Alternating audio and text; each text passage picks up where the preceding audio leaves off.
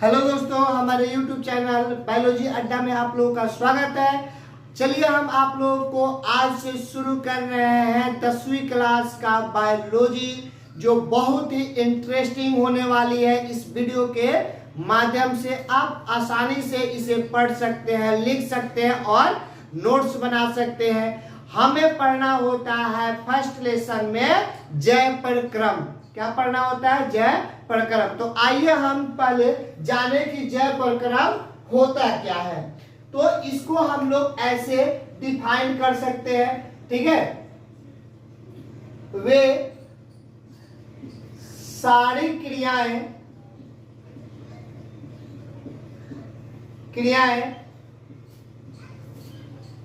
जिनके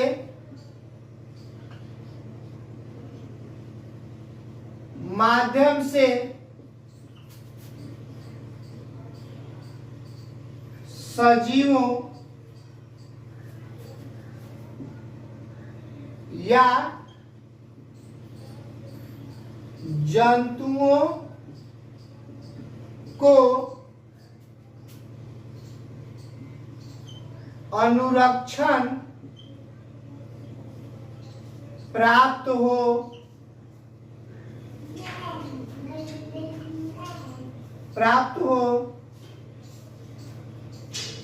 उसे जैव प्रक्रम कहते हैं। बातें समझ में आ रही होगी। यानी वो क्रियाएं जिनके माध्यम से जीव जो होते हैं, कोई भी जीव जो अपना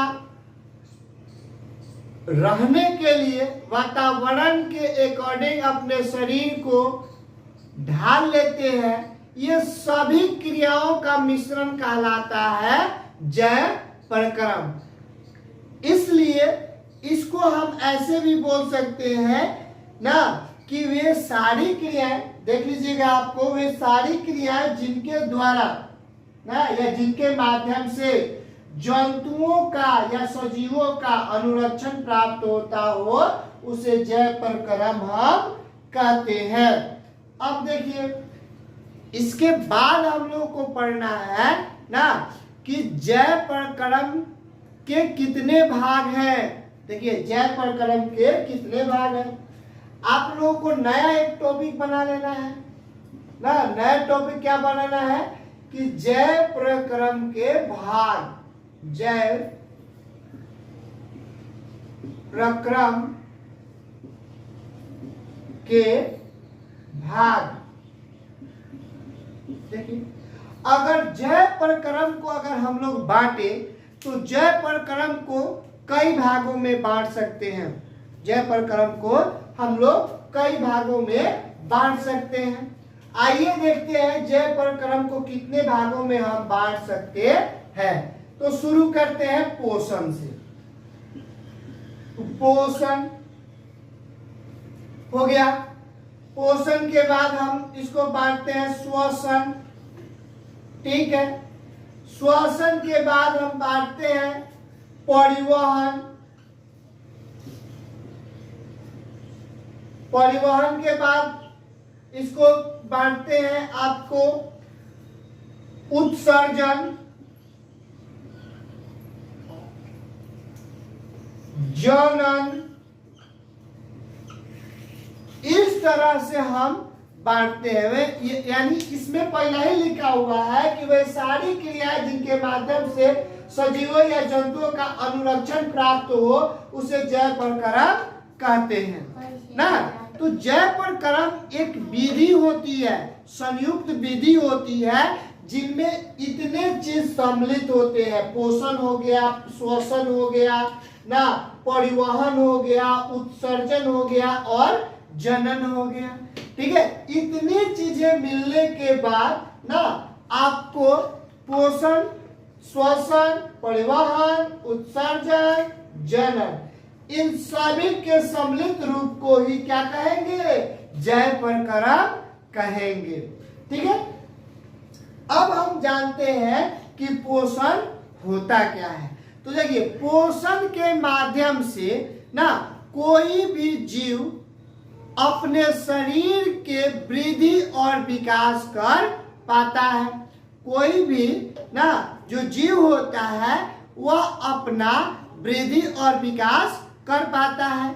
तो आज अभी जो शुरू होगा टॉपिक, वह टॉपिक शुरू होगा आपका पोषण के बारे में। देखिएगा पोषण जो होता है जय प्रकरण के अकॉर्डिंग ही आता है और ये 10वीं में आपके वर्ग 10वीं में ना ये लेसन 1 में दिया है, लेसन 1 में दिया हुआ है और पूरा पोषण के बारे में ही लेसन 1 है। तो ऐसे करके कई लेसन है जो पोषण का लेसन अलग हो जाएगा, श्वसन का अलग, परिवहन का अलग, उत्सर्जन का अलग और जनन का अलग।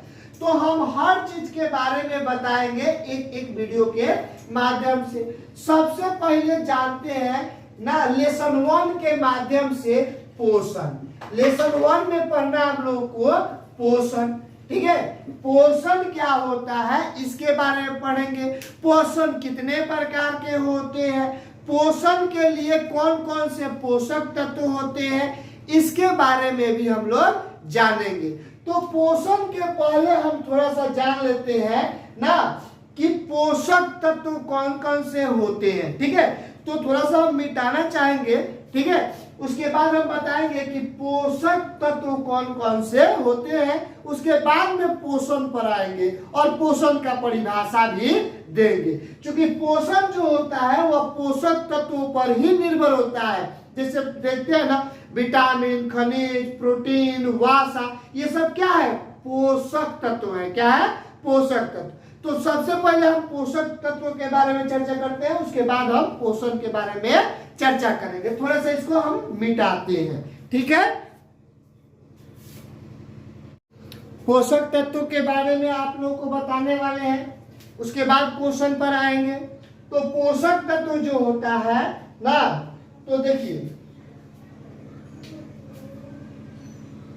ऊर्जा के लिए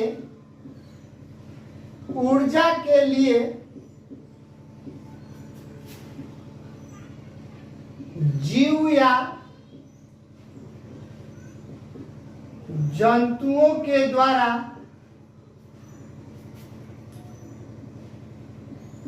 जो भी पदार्थ भोजन के रूप में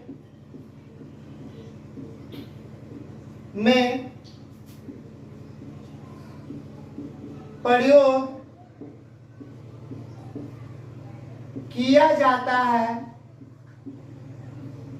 उसे पोषक या पोषक पदार्थ कहते हैं।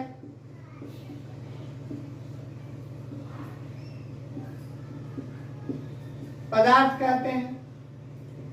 बातें समझ में आ रही होगी कि जो भी मतलब जीव जंतु है ना, जो भी जीव जंतु है अपना भोजन ना किसी पदार्थ के माध्यम से ही करते हैं और इन्हीं पदार्थों के माध्यम से ना अपना ऊर्जा ग्रहण करते हैं और ये ऊर्जा उनके कोशिकाओं को या उनके कार्य करने की शक्ति को बढ़ाता है, ठीक है। तो ये होता है पोषक, ठीक है, ये होता है पोषक या पोषक पदार्थ, ठीक है। अगर हम कहें कि पोषक पदार्थ कितने प्रकार के होते हैं, ठीक है, पोषक पदार्थ कितने प्रकार के होते हैं, अगला पॉइंट आता है कि पोषक पदार्थ कितने प्रकार के होते हैं। पोषक पदार्थ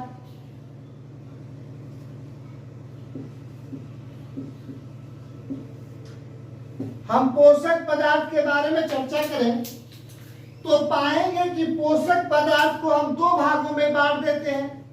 ये जो आपका पोषक पदार्थ यहाँ पे दिख रहा है, इस पोषक पदार्थ को हम दो भागों में बांट देते हैं। कितने भागों में बांटते हैं? दो भागों में बांटते हैं। पहला भाग को कहते हैं कार्बनिक,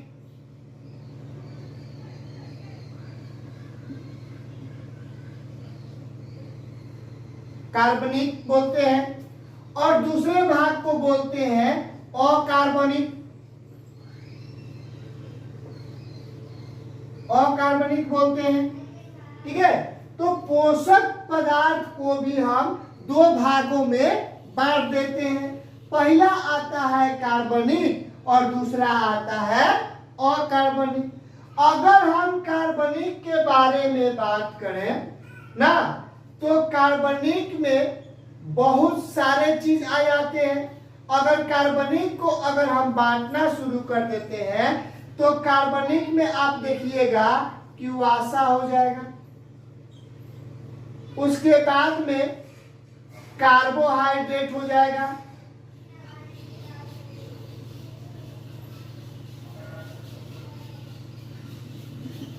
कार्बोहाइड्रेट हो जाएगा। उसके बाद में आपका वासा, कार्बोहाइड्रेट, विटामिन,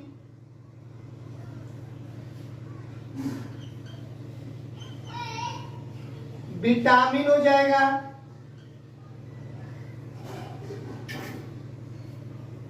इस तरह ये क्या है? कार्बनिक हो गए।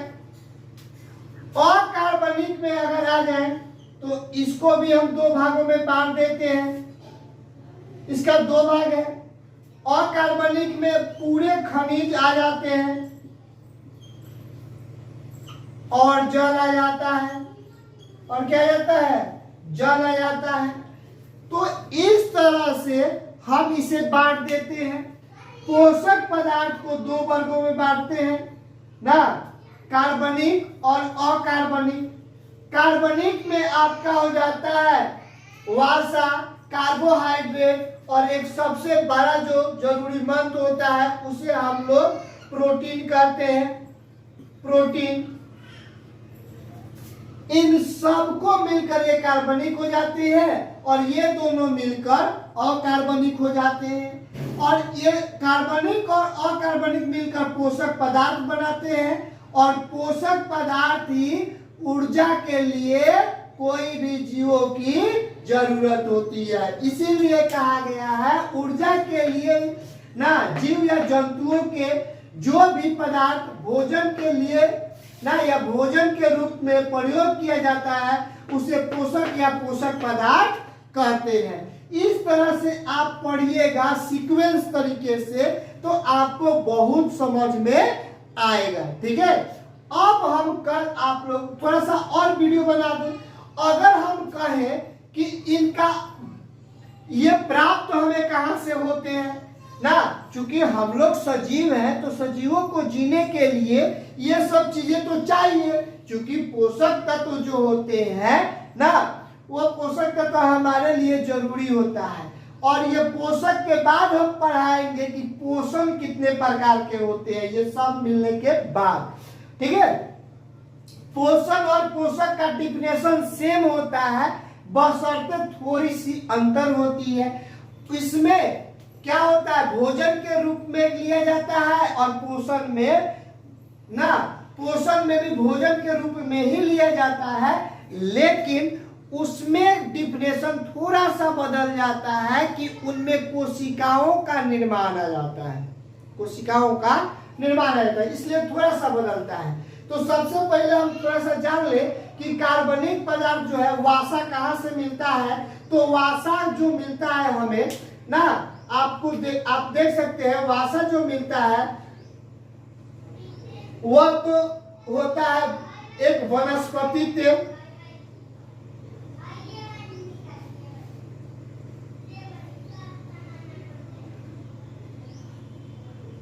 वनस्पति तेल, और एक होता है घी। और भी हो सकता है, दूध भी हो सकता है,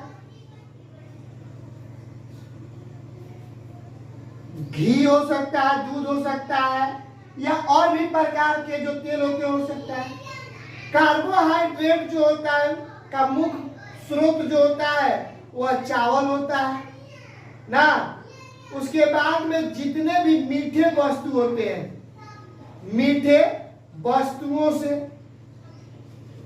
ना, प्रोटीन जो होता है दाल से प्राप्त होता है, विटामिन जो होता है वह फल से प्राप्त होता है और दूध से भी प्राप्त होता है, सूरज से भी प्राप्त होता है, आपके सूरज देवता जो है उनसे भी प्राप्त होता है। खनिज जो होता है वो भी खाद्य पदार्थों के माध्यम से ही होता है, साग सब्जी ना, इस तरह से चीजें। जल जो होता है, जल आप लोगों को ना भूमि के अंदर से प्राप्त होता है। इतनी चीजें आप लोग नोट कर लीजिएगा। ये जो आप लोगों को दिख रहा है ये चीजें आप लोग नोट कर लीजिएगा। किसके बारे में? पोषक के बारे में।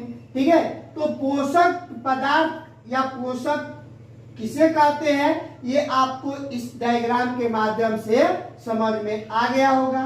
कल के वीडियो में आप लोगों को पोषण से शुरू करेंगे। ये पोषण के बाद पोषण होता है। तो पोषण के परिभाषा के साथ हम कल आप लोगों को बताएंगे कि पोषण होता क्या है, पोषण कितने प्रकार के होते हैं और किस जीव में कैसा पोषण होता है। तब तक के लिए दीजिए हमें विदा। जय हिंद, जय भारत। और अगर वीडियो अच्छा लगे तो बेल आइकन को दबा दीजिए और चैनल को सब्सक्राइब कर लीजिए। जय हिंद, जय भारत।